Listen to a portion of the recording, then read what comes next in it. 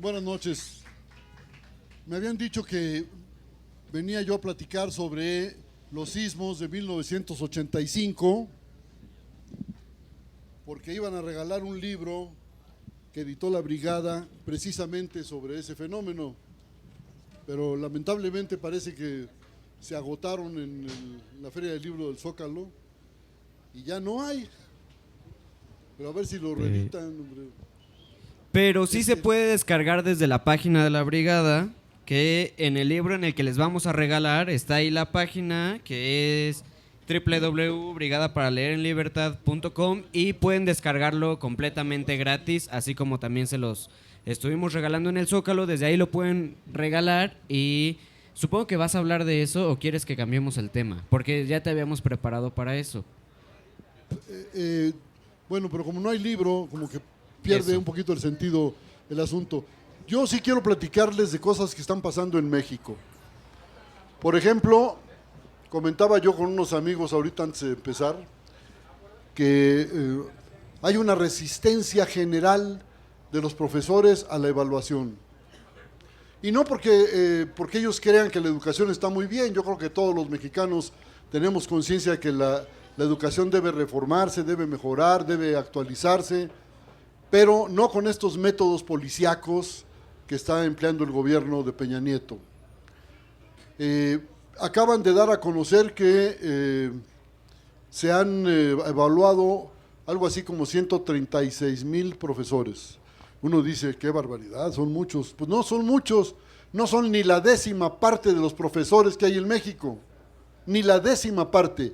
Y para eso han tenido que meter a la policía, al ejército, a la Policía Federal y a medio mundo, y ni así pueden. ¿Y por qué no pueden?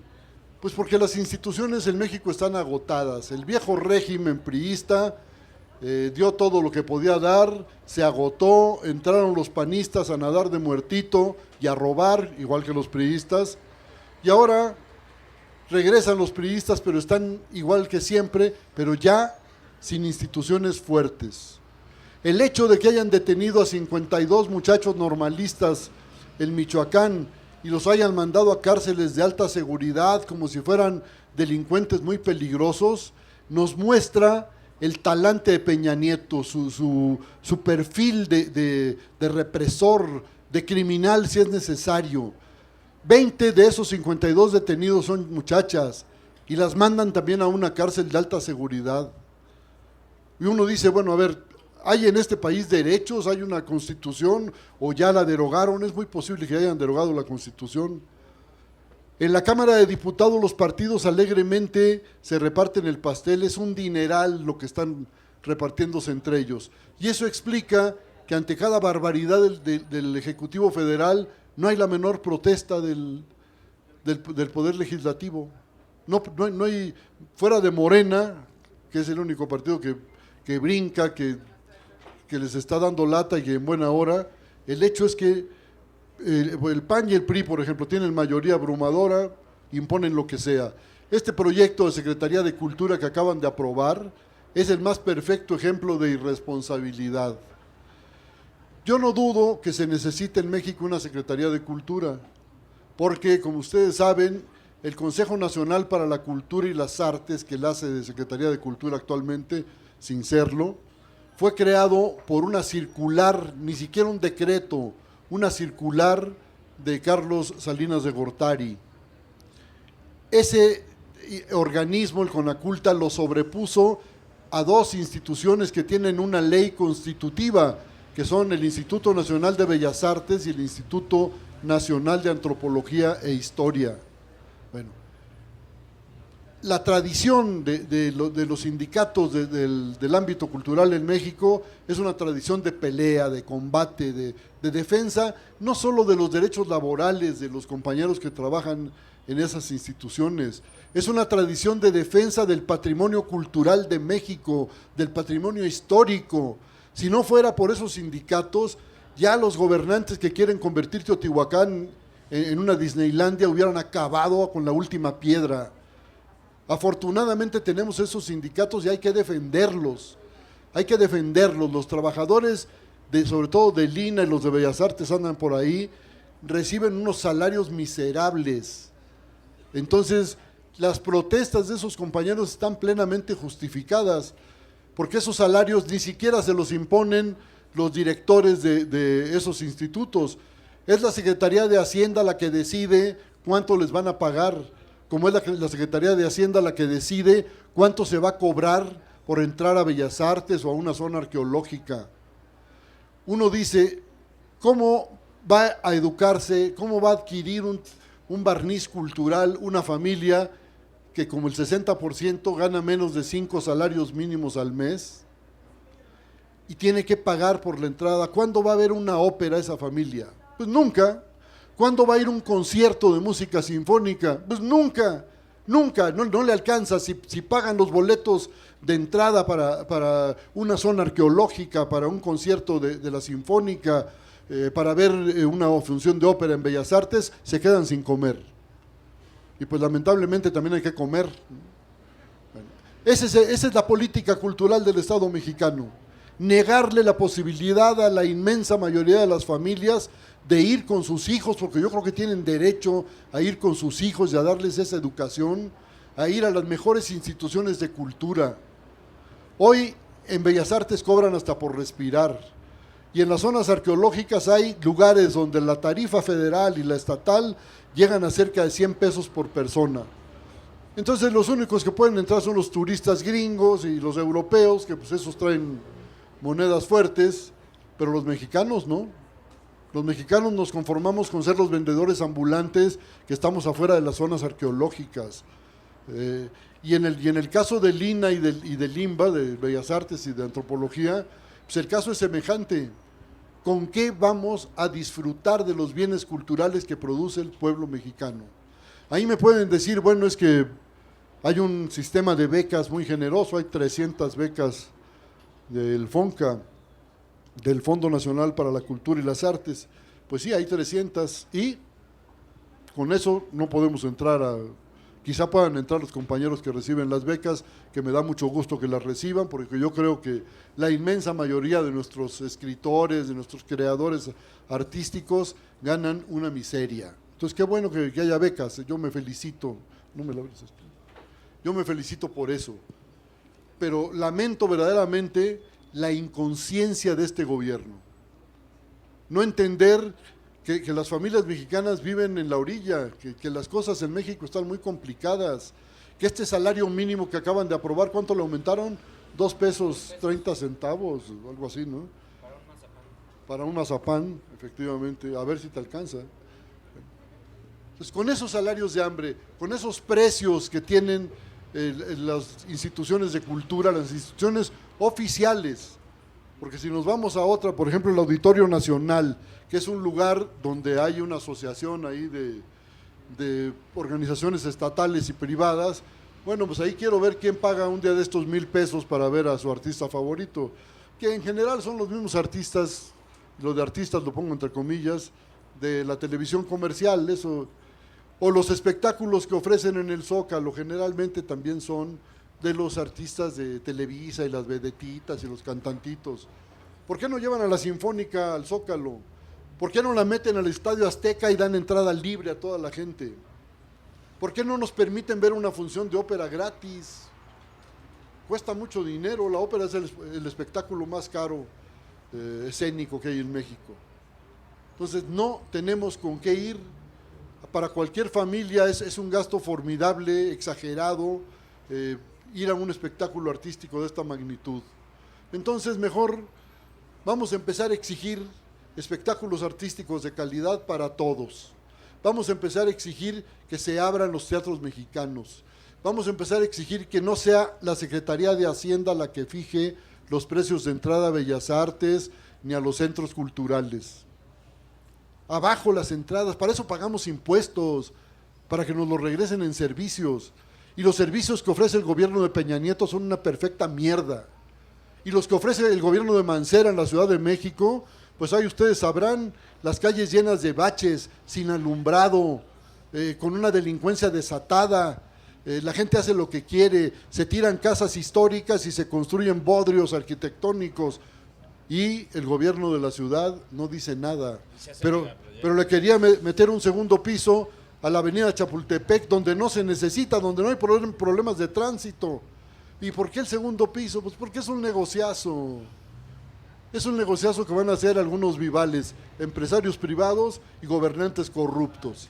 Entonces, si no tenemos el ánimo dispuesto para decirle no a tanta barbaridad, ellos van a seguir pasando sobre nosotros, nos van a seguir aplastando.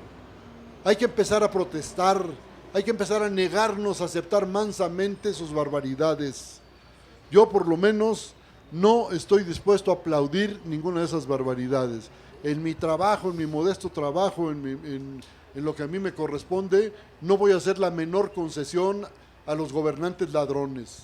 Y cuando digo gobernantes ladrones, no quiero decir que lo sean todos. Conozco funcionarios honrados, pero esos son los que hacen funcionar la maquinaria estatal. Y gracias al trabajo de esa gente es que los ladrones pueden robar. Sí, recordemos una cosa, sobre todo para los jóvenes.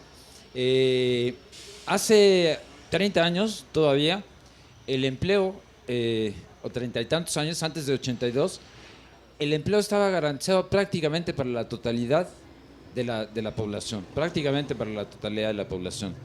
La seguridad social era universal. Las peleas, por ejemplo, en el ambiente sindical, ¿cuáles eran? Eran a que todo el mundo tuviera planta. Quería decir que no firmaran cada año, no cada mes, o cada 2 meses, o cada 3 meses, como hacen ustedes. La jornada se respetaba religiosamente, y si no, había movimientos, ¿no? 8 horas, y se pagaban las horas extras. Bueno, todo esto ya no es ni siquiera memoria, ya se la robaron a los jóvenes, ¿no? Ya se la robaron. Y eso, al robarles eso, le roban algo, que son las conquistas que se han hecho en este país por un pueblo que normalmente nos dicen que es de dejados. Y no somos un pueblo de dejados. Hicimos una revolución que ya quisieran, ¿no? En América Latina, en América, ninguna.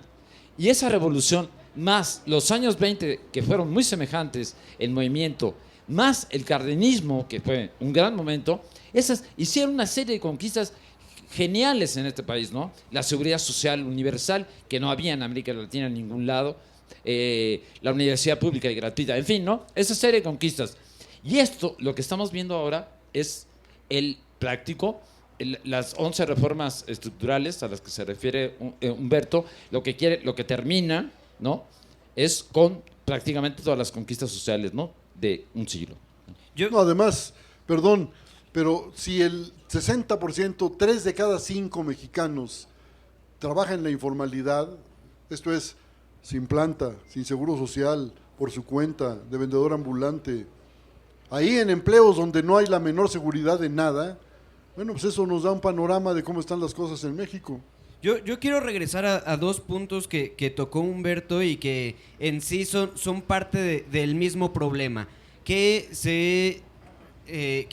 significa el no darle elementos a la población para aprender más, para saber más.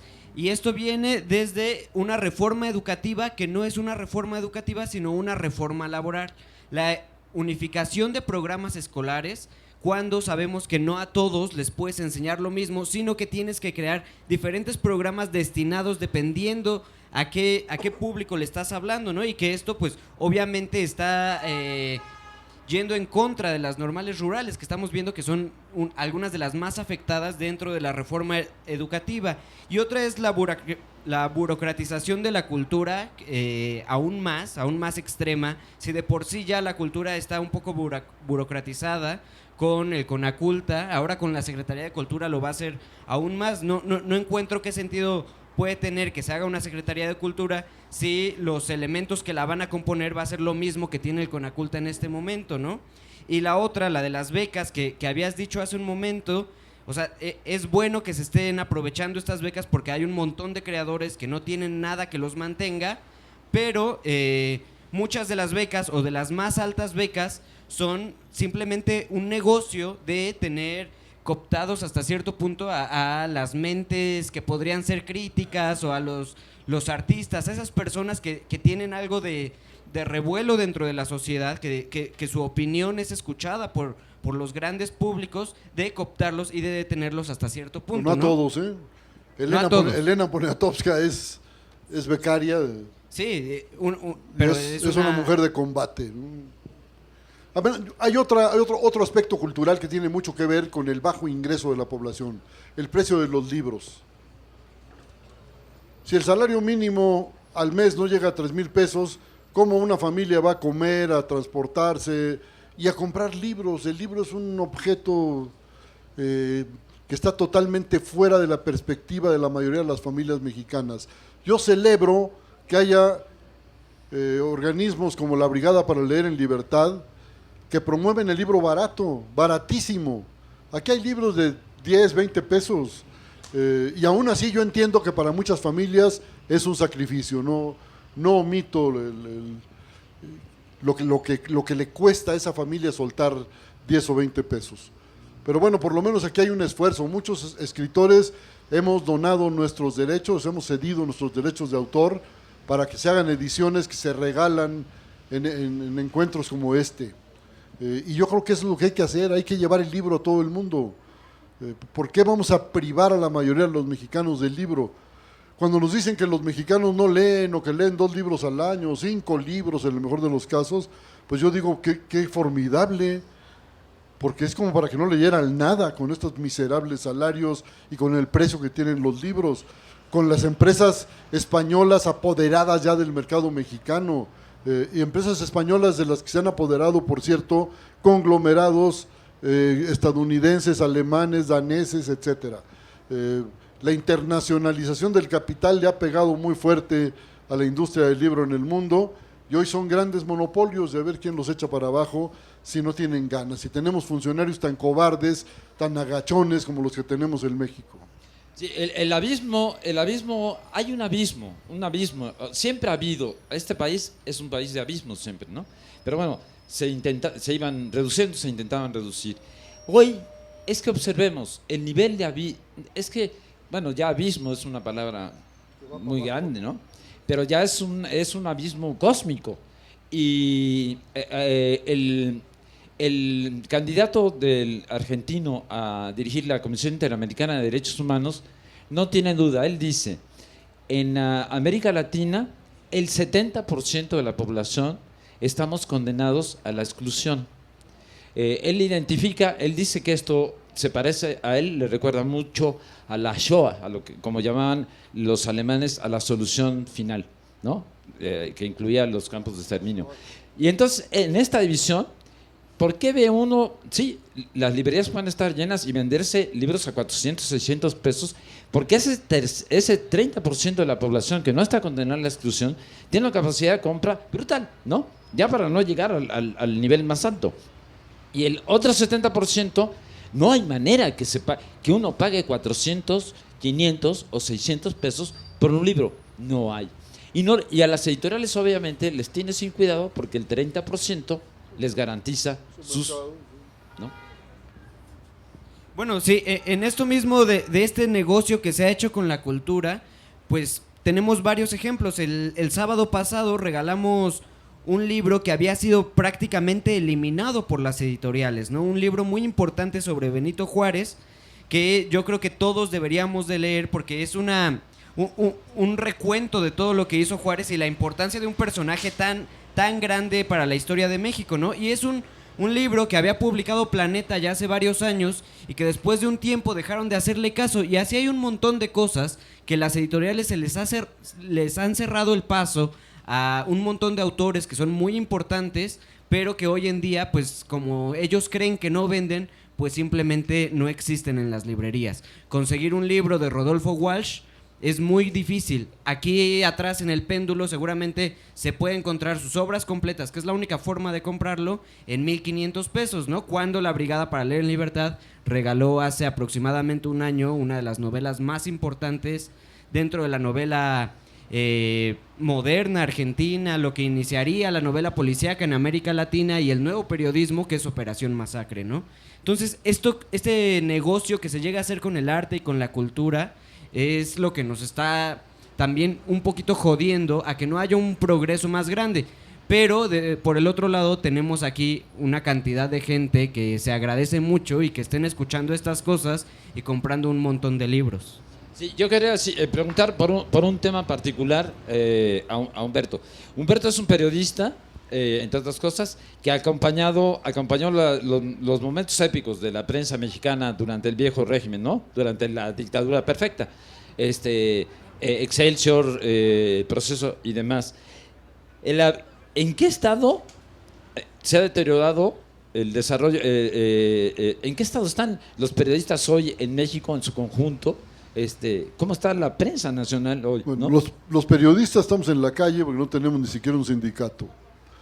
Hay un sindicato que se llama Nacional de Redactores de la Prensa, pero ya no agrupa ni a su familia el líder.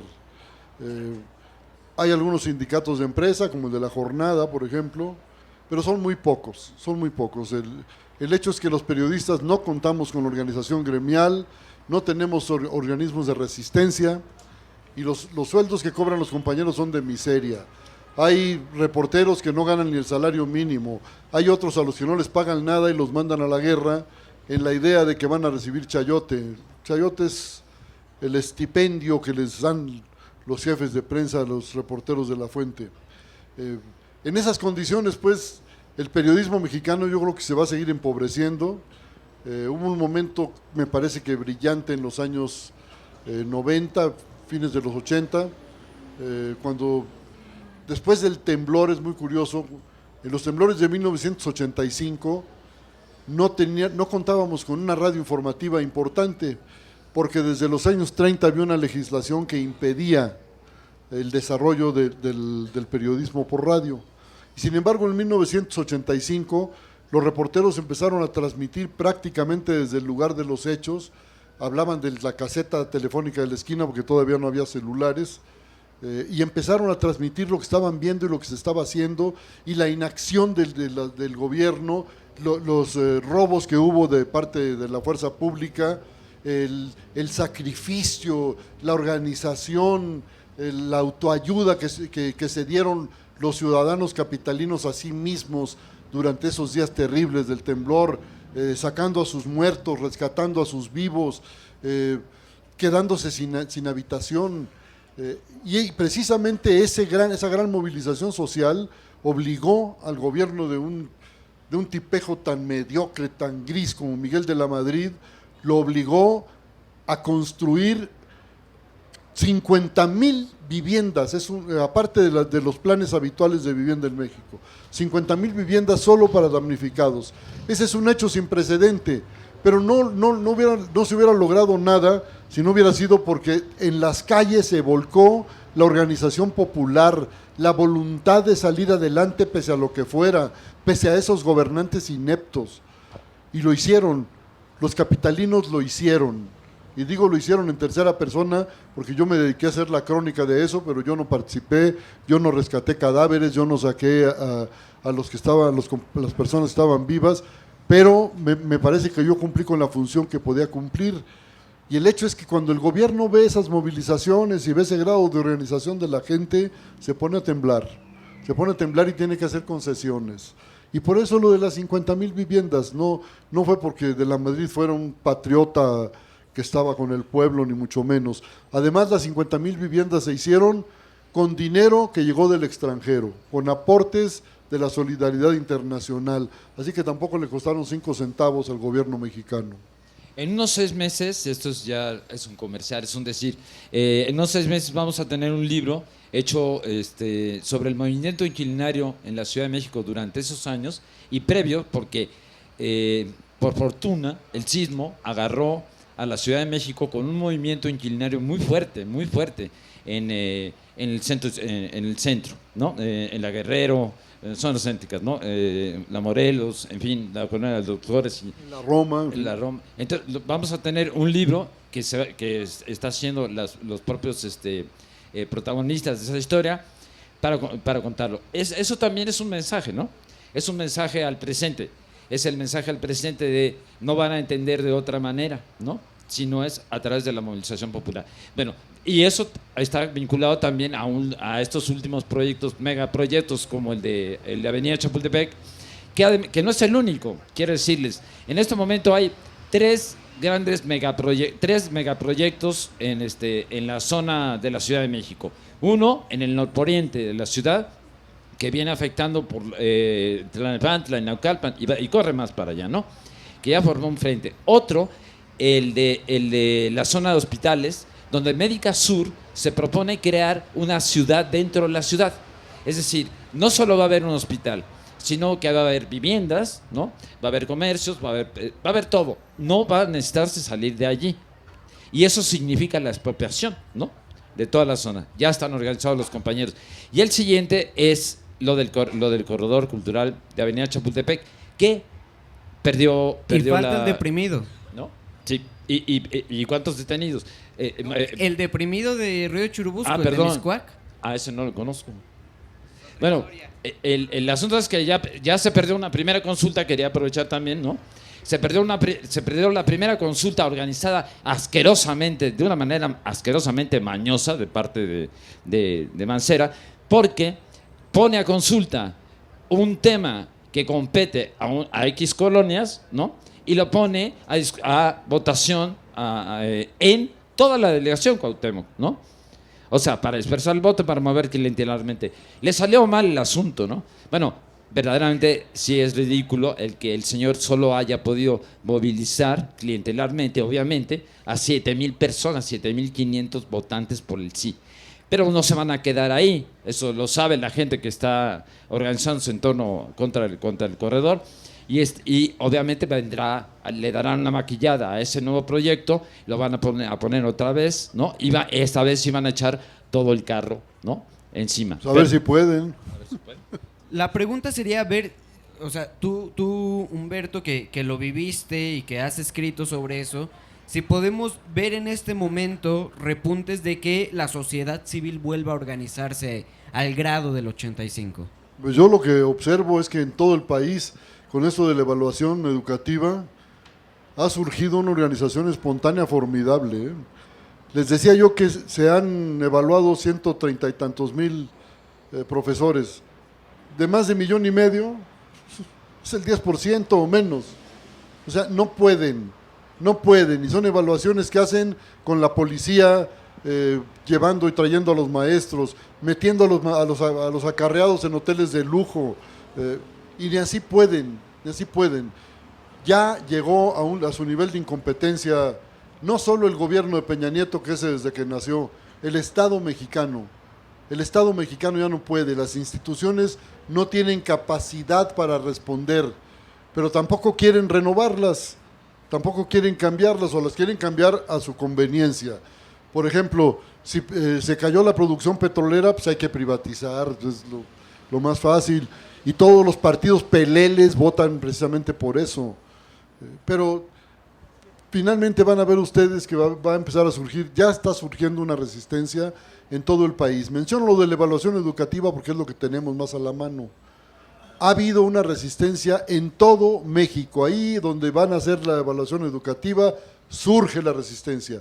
No solo en las secciones controladas por la CENTE, eso es mentira, en las secciones controladas por los líderes charros del CENTE, también ahí está la resistencia. Está en todos lados, no la ve el que no la quiere ver, pero uno abre los periódicos y ve que está en todos lados esa resistencia, que se expresa no solo en la evaluación educativa, se expresa de muchas maneras. Si le quieren quitar agua a una colonia o si quieren hacer un megaproyecto que va a privar a los habitantes de seguridad, de problemas, les va a dar más problemas de tránsito, de agua, etcétera. La gente ya está aprendiendo a protestar y lo hace muy bien y lo hace con sabiduría y no aceptan provocaciones. Si de repente aparecen ahí loquitos que quieren quemar con bombas Molotov Palacio, la gente ya sabe que esos no forman parte del movimiento. Un movimiento popular no tiene por qué adoptar esas medidas ni permitir que alguien por su cuenta las adopte. Los movimientos populares tienden a ser pacíficos. Solo la resistencia gubernamental, la resistencia de los sátrapas, es lo que orilla a la violencia popular. Y en México, si ustedes observan, las organizaciones populares han desarrollado una lucha muy prudente. Las organizaciones de autodefensa armada que han ido surgiendo a lo largo y a lo ancho del país son también el germen de un ejército popular, y eso lo debe tener muy presente el gobierno. No Peña Nieto, porque pobrecito, no creo que le dé para tanto el cacumen, pero algunos de sus asesores que aprendieron a leer y escribir, ¿no? Es posible que esos sí le adviertan que esto es muy peligroso, que esto puede transformarse en cualquier momento en una guerra prolongada o de guerrillas o yo qué sé, porque eso puede suceder. Eso está en el horizonte de los mexicanos hoy. Las posibilidades de vivir en paz son cada vez menores. No me felicito por eso, me da mucha tristeza que vayamos a vivir momentos de violencia. Pero lo peor es la violencia del Estado, lo que yo les mencionaba de los normalistas detenidos en Michoacán. ¿Por qué mandan a muchachos estudiantes a cárceles de alta seguridad como si fueran delincuentes altamente peligrosos, matones, capos del narcotráfico? Y en Michoacán, ¿no? Hombre, en Michoacán donde hay cada fichita, ¿no? Pero hay detenidos en las cárceles de alta seguridad, gente que encabezó movimientos populares. Las cárceles hoy están como en los años 60, llenas de presos políticos, como en los 60 y principios de los 70. Nunca había habido tantos presos políticos desde aquellos días. Las cárceles están atestadas de presos políticos. Y cuando digo presos políticos, son esos presos a los que mandan a la cárcel por protestar, por no conformarse, por oponerse a la violación de la ley por parte de las autoridades. Eso es lo que está ocurriendo. Pero también, cuando hay más presos políticos, es que la cosa también es más explosiva. Hay una materia mucho más inflamable en la sociedad, y por eso toman esa medida. Creen que así van a aislar a los malos de los buenos, pero ese es un cálculo verdaderamente tonto, ¿no? Sí, no más otro comercial. Hay un libro de la Brigada que se llama de Luis Hernández Navarro, que ustedes identificarán, un editorialista de La Jornada, encargado editorial de La Jornada en parte, que se llama Hermanos en Armas. Se puede descargar de la página de la Brigada. Es muy fácil. En los libros que les vamos a regalar, ahí está el nombre de la Brigada. Está como la página de la Brigada, ahí se puede descargar. Ese libro se llama Hermanos en Armas porque recoge el panorama de las defensas armadas que están habiendo en México, y que son las defensas armadas en Michoacán, ¿no? Que es un estado prácticamente en guerra civil, y las policías comunitarias en otros muchos lugares, incluso en el norte, ¿no? Algo que me preocupa en lo que estás diciendo y que me gustaría que nos aclararas más o que nos invitaras a participar, es que esta resistencia que se está dando está conformada mayoritariamente, o así lo veo yo, de los que están directamente afectados. Hay mucho dentro de la sociedad mexicana de si no me afecta a mí, no tengo por qué protestar. Pero cada vez afecta al conjunto de la sociedad mexicana, una serie de fenómenos que antes pasaban inadvertidos, ya no. Cuando yo hablo de que el Estado mexicano ya no puede, es porque ya no puede. Lejos, ¿cuántos años tienen con la guerra contra el narcotráfico que desató este miserable Felipe Calderón? 100,000 muertos, 20 y tantos mil desaparecidos, cientos de miles de desplazados. Y bajó el consumo de drogas en general, bajó la exportación de drogas, para nada, en absoluto, sigue al alza. Esta es la evidencia mayor de que el Estado mexicano ya no puede. Miren, antes se decía que el presidente era una figura en torno de la cual giraba todo el sistema, que era que el hombre que ocupaba la presidencia era omnipotente, ¿verdad? Él podía resolver cualquier cosa, decidía sobre vidas y sobre haciendas de los mexicanos. Pues ya no pueden. Este presidente que tenemos, aparte de sus limitaciones personales, no puede, aunque quisiera. ¿Qué va a resolver? ¿Comprarse una nueva Casa Blanca de millones de dólares? Pues tiene que juntar de nuestros impuestos para comprársela. Antes era la figura del presidente de la República, era intocable. Hoy hasta el caricaturista más chafa se burla de él. No hay ya respeto por esa figura presidencial, y no por culpa de los mexicanos, sino por culpa de quienes han usufructuado ese cargo para su beneficio personal y de sus compinches. Este es el asunto, ya no pueden. Esto de que estén llenando las cárceles de presos políticos, felicidades, seguramente van a llevar a más todavía, porque los movimientos sociales crecen, se diversifican, pero eso no significa que puedan contener nada. ¿Qué pueden ofrecerle al pueblo mexicano con una economía que durante 30 años, los últimos 30 años, ha crecido menos que la población? Ha crecido al 2% y un piquito, menos que la población. ¿Qué le pueden ofrecer a los mexicanos si ya 12 millones viven permanentemente en Estados Unidos? Sin contar a sus hijos y a sus nietos y a los que nacieron allá. 12 millones de nacidos en México viven en Estados Unidos. Y nos mandan divisas, está orgullosísimo el gobierno de las divisas que mandan esos mexicanos que fueron expulsados de su país por la pobreza. Este gobierno, ¿qué puede ofrecer? ¿Qué les puede ofrecer a esos mexicanos para que regresen? Nos había ofrecido, ese era el ofrecimiento de Peña Nieto, que el crecimiento económico iba a ser, y con las 11 reformas estructurales, pues que era lo único que impedía el crecimiento. ¿Y qué pasó? No sé. Pues quién sabe dónde lo escondieron, ¿no? Yo no lo veo. Pero el asunto es ese. Para mi generación, por ejemplo, estudiar una carrera universitaria era un pasaporte, pues por lo menos hacer clase mediero, tener un ingreso regular, poder crear una familia con cierto decoro. Hoy una carrera universitaria no sirve para maldita la cosa. Tengo una hija que al egresar de la carrera pudo conseguir un empleo de 3,000 pesos mensuales. Bueno, felicidades, porque muchos ni siquiera eso pueden conseguir. La educación es un fracaso, pero es un fracaso que no para que lo resuelvan con sus evaluaciones, es un fracaso porque está inserto el sistema educativo en un sistema de mercado que no crea suficientes empleos, que no produce riqueza suficiente para todos y que la reparte cada vez peor.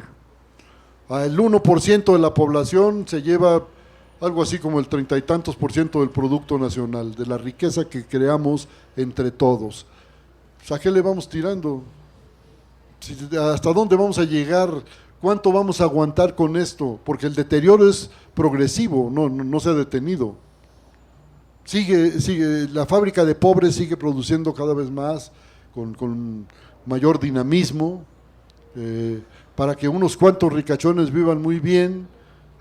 Carlos Slim, debemos estar orgullosos porque tenemos a Slim, a Azcárraga, a varios de nuestros capitalistas en las listas de los hombres más ricos del mundo. Hay que aplaudirlos, pero sus fortunas han crecido sobre el empobrecimiento, sobre la miseria de la mayoría. Y si eso lo olvidamos, entonces olvidamos en qué país estamos viviendo. Y el problema está, decía yo, que mi generación tuvo una educación universitaria en universidades públicas, una educación, yo digo que suficiente para conseguirnos de comer, pero ya no. La educación universitaria en todo el país está en una profunda crisis, y no porque los profesores sean malos o más malos que los que teníamos entonces, es que sencillamente sus condiciones de vida también han empeorado. Yo quiero ver a un profesor que da clases en 3 escuelas que están en diferentes lugares de la ciudad, cómo va a llegar a dar cada clase, cómo va a preparar esas clases, cómo va a revisar los trabajos de sus alumnos, de qué manera, no hay modo. Y lo mismo sucede con los maestros de primaria y de secundaria, que tienen que repartirse en un montón de chambas para sobrevivir. Y si se reparten en muchos empleos, pues lógicamente no pueden atender su función principal, que es formar a los jóvenes o a los niños en el caso de la primaria. Yo creo que la pregunta sería pensar en qué viene, ¿no? Ahorita que mencionabas lo de las divisas y estas personas que han sido pues prácticamente exiliadas porque no encuentran un trabajo aquí. Estaba viendo hace unos días en El Financiero que en los últimos años, en los últimos 5 años han sido más las personas que regresan al país que las que se cruzan la frontera para trabajar. Entonces, las divisas están teniendo una disminución extraordinaria, ¿no? Entonces, si eso es parte importante de los ingresos que tiene el país, ¿qué puede venir? Bueno, son algo así como, creo que ahorita 22,000 o 23,000 millones de dólares, ¿no? Algo así. Es mucho dinero, efectivamente, para nosotros es una cantidad difícil de manejar. Pero el asunto está en que un país que se enorgullece de los que se fueron, de los que tuvieron que irse por la miseria que ve aquí, pues es un país que está perdido. O por lo menos un gobierno que piensa de esa manera, es un gobierno que no va a durar mucho. Quizá Peña Nieto termine su sexenio, quizá venga Manlio Fabio Beltrones a salvar a la patria, pero ya no pueden, ya este sistema no da para más. Y el resultado lo estamos viendo desde hace varios sexenios, de que vamos para abajo, que el ingreso va para abajo. Hoy la inmensa mayoría de las personas tiene que trabajar más para mantener su nivel de vida, no para vivir mejor, para mantener su nivel de vida. O en una familia son más los que tienen que trabajar, los que tienen que llevar dinero para que esa familia mantenga ese nivel de vida. Eso expresa la decadencia de un sistema político y económico. Y este sistema político que tenemos, que bueno, le da pelota a todo mundo, se puede participar, pero no se puede ganar si no se es priista o panista. Bueno, pues ese sistema también está condenado a desaparecer porque no le da opciones a la gente, no le da opciones a la sociedad mexicana, no le permite salir de la situación en que están. Y el resultado lo vamos a ver en cualquier momento. Miren, para los movimientos sociales no hay un calendario que nos indique que tal día, tal hora, como creía don Panchito Madero, que bastaba con que él dijera, a ver, el 20 de noviembre a las 6 de la tarde todo el mundo toma las armas y se dedica a tirar balazos. Los movimientos sociales no son así.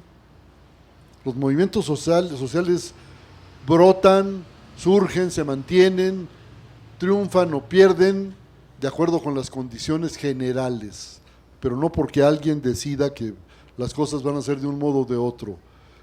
Y lo que sí podemos advertir es que es cuando se están generando las condiciones para una gran movilización social, cuando ya los de abajo no quieren y los de arriba ya no pueden.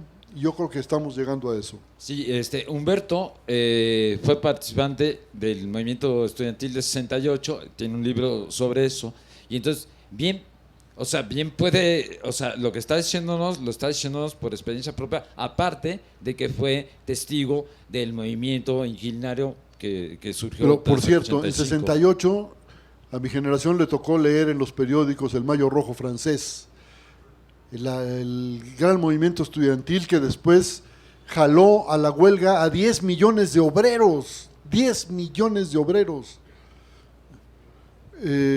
Ese movimiento terminó, De Gaulle tuvo que hacerle concesiones a los sindicatos, a los estudiantes se les hicieron concesiones, pero los sacaron del centro de París y los mandaron a la periferia para que fueran menos peligrosos. La Sorbona creó planteles en varios lugares en la periferia de París.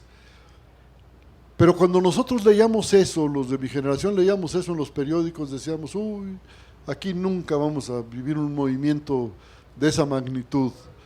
No habíamos acabado de decirlo cuando se vino el movimiento de 68, que surgió por un detalle insignificante, por el pleito de dos pandillas, una de la Boca 5 y una de una prepa privada. Y ahí se generó un movimiento, y Díaz Ordaz mandó a los granaderos a que allanaran la vocacional 5 y la vocacional 2, dizque para aplacar al movimiento, creyendo que así lo iba a aplastar. Golpearon estudiantes, maestros, se metieron a los salones, destruyeron muebles, etcétera. ¿Y detuvieron el movimiento? No. Tuvo que producirse una matanza como la del 2 de octubre para contenernos, y sin embargo, los puntos del pliego petitorio, yo diría que uno tras otro, con el tiempo se fueron cumpliendo, porque el gobierno sabía que allá había una bomba de tiempo, y destituyó a los jefes policíacos, fueron saliendo los presos políticos ya con Echeverría en la presidencia, fueron haciendo las concesiones que no quisieron hacer en 68, pero que se quedaron pendientes, pues si no nada más es cosa de querer o no querer, ni de aplastar a balazos un movimiento. Las cosas en los movimientos sociales suelen ser de largo alcance. ¿Hay un antes y un después? En 68 marca un antes y un después en el país. Pues no sé, porque también tuvimos el movimiento ferrocarrilero y el movimiento médico. Este es un país de grandes movilizaciones. Hay países donde pasan décadas y no sucede nada. Aquí no hay una década donde no haya habido un gran movimiento social. En los años 70, la movilización de los trabajadores electricistas. En los años 80, bueno, todo el movimiento por vivienda a raíz de lo del temblor, la liberación de la prensa que se acabó, que se redondeó en 1994, cuando surge el movimiento zapatista. Si ustedes recuerdan, la figura presidencial, las normas bajo las cuales tenía que trabajar la prensa mexicana, se fueron al demonio, se fueron a la basura en 1994 y empezaron a plantearse cosas en los periódicos que antes no se decían. Así es esto de los movimientos sociales, que el movimiento zapatista no triunfó, que hubo serios errores en la conducción, lo que quieran, pero esas cosas van sembrando, van dejando una semilla que en cierto momento germina, y para allá vamos. Se llama Paseo de la Reforma. Herencia de un periodo trágico, el Paseo de la Reforma pudo ser una larga cicatriz en el rostro citadino, pero no lo es. La vía, pese a haber nacido en el imperio, se hizo adulta en la República y lo imaginado para el solaz de los monarcas y su corte rinde un cotidiano servicio a la más cabal y cotidiana democracia, pues ahí ocurre la necesaria convivencia de los diferentes y de los contrarios, la igualdad de los sexos y el roce natural entre plebeyos y pudientes. Para beneficio de la convivencia, el paseo es expresión, contienda y tregua de las clases sociales. Sobre su asfalto transita la ciudad nuestra de cada día, con sus certezas y sus deseos, sus ansias y su búsqueda perenne. Por sus banquetas deambulan el anhelo imberbe y la nostalgia en canas. Van del brazo la inocencia y el pecado, el vicio y la virtud. En el bravo hormigueo del gentío hay un catálogo de fisonomías infinitas, una elocuente y variada muestra de humanidad. En la feria de gestos y actitudes se agita un abanico inabarcable de seres y pareceres, de ideas y sentimientos, de orígenes e historias. Ahí la dejo, ¿no? Con eso, gracias. Y ahora sí, abrimos el micrófono para quien tenga alguna cosa que decir, hacerle alguna pregunta a Humberto de acuerdo a lo que estuvo diciendo o de acuerdo a lo que ustedes quieran y se les ocurra. ¿Alguna mano? ¿No alcanza el cable? Yo creo que sí, ¿no? En su opinión, ¿quién ha fallado en sí? Acércatelo un poquito más. Nuestras generaciones o las ideas de los grandes sabios y humanistas, porque los movimientos sociales pues se vienen a partir de las ideas de alguien que se podría decir imaginó, pensó, creó una circunstancia social mejor. Perdón, pero es exactamente al revés. Es al revés. Mejor dígame. Los movimientos sociales van primero y luego son las ideas y a ver qué ideas triunfan dentro de un movimiento social. En un movimiento social participa toda clase de ideas y se disputan la dirección. Yo no creo que haya fallado nadie. Lo que pasa es que los movimientos sociales son momentos de alta tensión de una sociedad. Y un resorte, cuando esté estirado, si se mantiene de esa manera, va a perder elasticidad. Y eso sucede con los movimientos sociales. Necesitan periodos de descanso también. ¿Alguien más? Sus libros.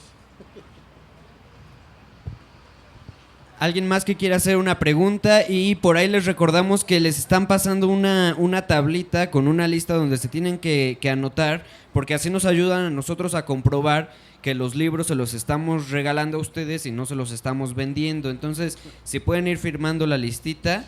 Y bueno, venga, más preguntas. También les recordamos que está el libro sobre Granados Chapa, que escribió Humberto y que está con un súper descuento. Lo estamos dejando a 30 pesos nada más. Yo me los llevo todos.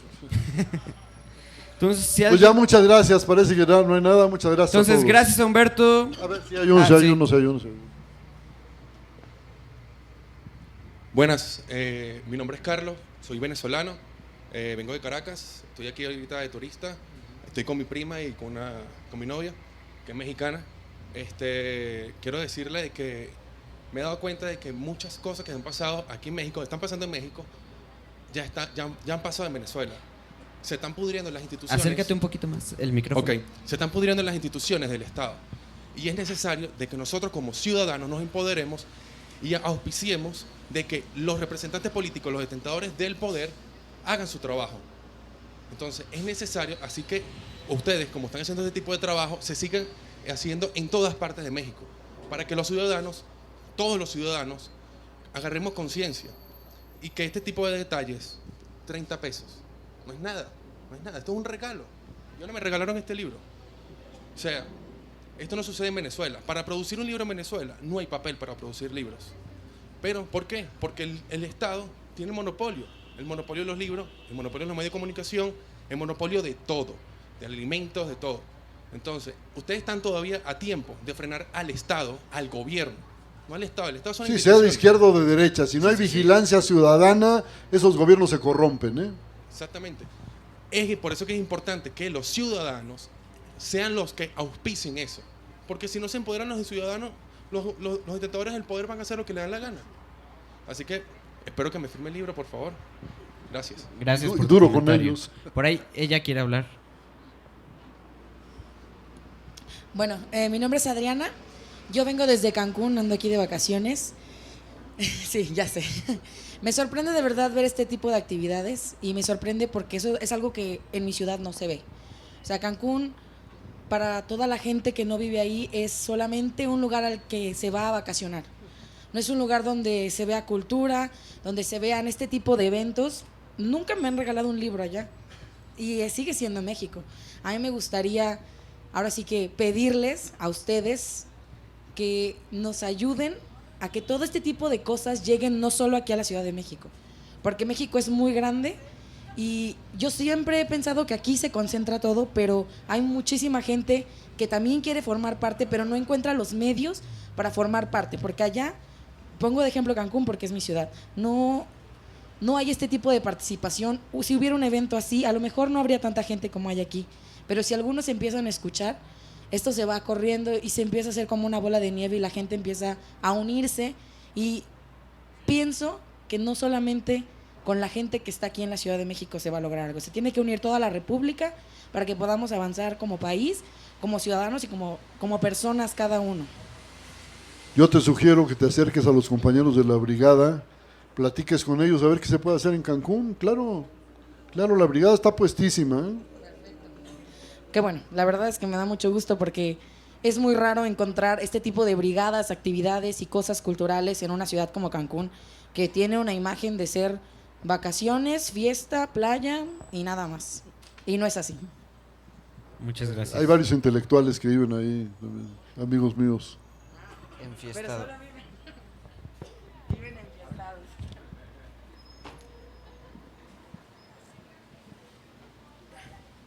Gracias.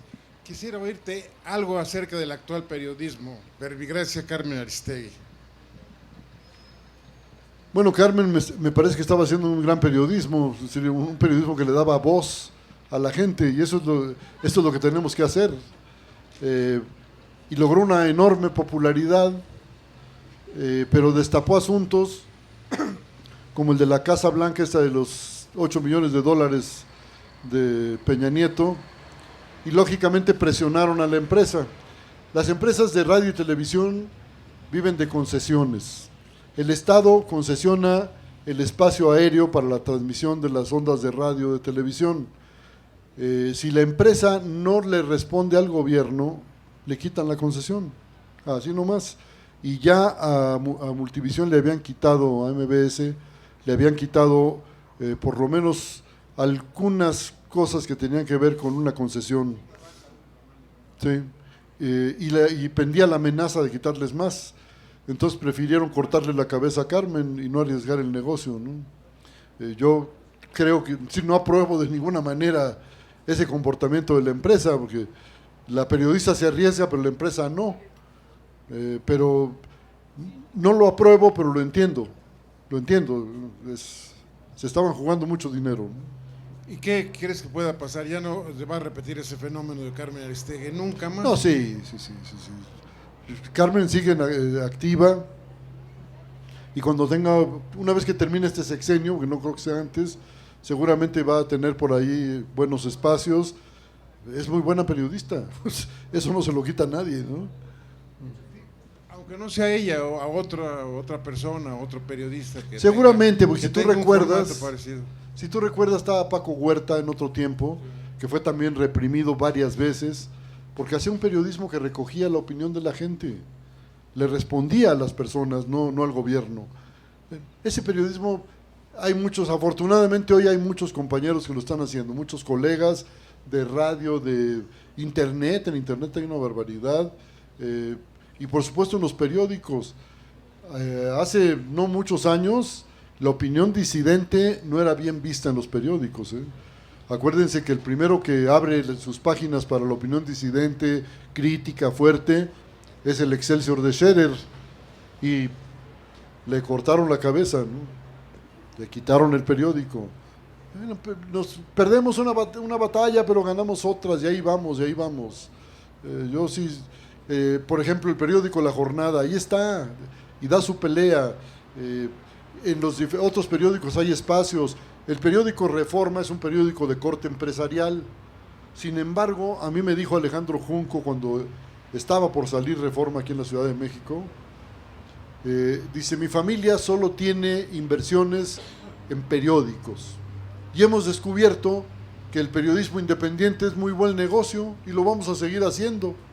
Y esa declaración, que podría ser cínica en otro contexto, en México es revolucionaria, ¿no?